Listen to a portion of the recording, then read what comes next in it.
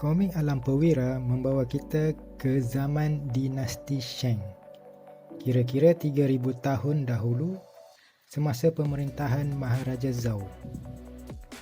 Episod pertama berjudul Kelahiran Jifat.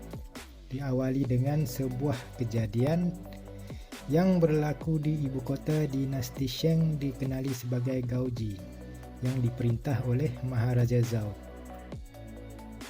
Maharaja Zhao terkenal dengan pemerintahannya yang zalim dan menindas rakyat. Dia juga dibantu oleh seorang gundiknya yang bernama Daji. Daji, bukan Daja ya.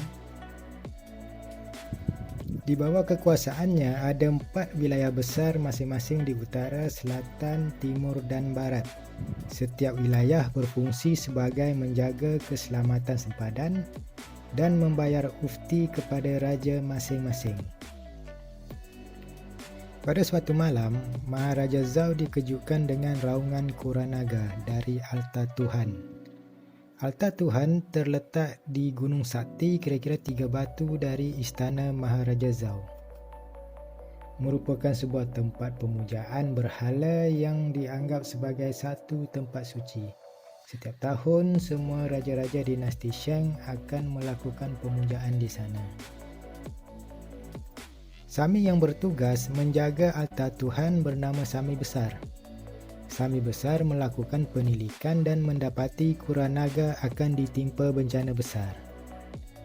Untuk itu, Sami Besar mesti melakukan upacara merayu kepada Tuhan dengan cara mengelilingi Kuranaga dengan pelita besar dan mengorbankan nyawa beberapa orang, serta berdoa agar tiada sebarang bencana akan menimpa Kuranaga. Maharaja Zhao yang telah tiba di altar Tuhan bersama biduanda-biduanda istananya terkejut dengan kejadian yang menimpa Kuranaga, lalu bertanya kepada Sami Besar tentang kejadian tersebut. Sami Besar menjelaskan bahawa kejadian yang sedang berlaku itu boleh jadi berpunca dari wilayah barat, iaitu wilayah Qi.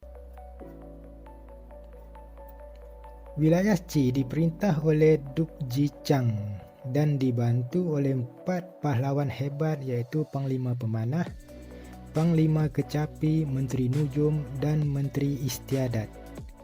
Pada waktu yang bersamaan di wilayah Qi, isteri Duk Jichang bernama Yu Zing sedang sarat mengandung dan akan melahirkan anak. Nanti akan dikenali sebagai Jifat, yang merupakan watak utama dalam komik ini.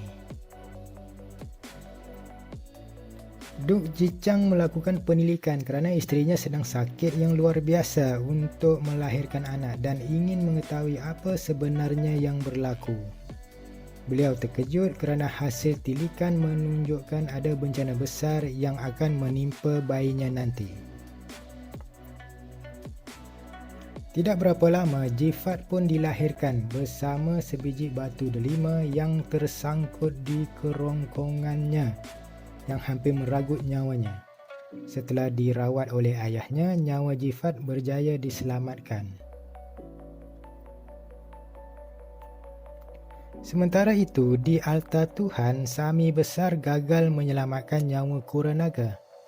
Maharaja Zhao berfikir kalau tadi cahaya ungu berasal dari barat di mana letaknya wilayah Qi, apakah itu petanda Duk Jichang akan memberontak?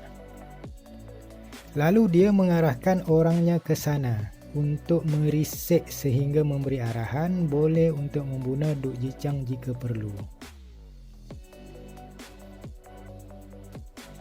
Jifat dijaga oleh seorang pengasuh bernama Paizi. Setelah genap sebulan kelahiran Jifat, pada suatu malam di istana Duk Jichang buat pertama kali telah diceroboh. Hal ini disedari oleh Duk Jichang, maka berlakulah pertempuran antara penceroboh tersebut. Penceroboh tersebut adalah orang-orang yang telah diutus oleh Maharaja Zhao untuk merisik ke istana Duk Jichang.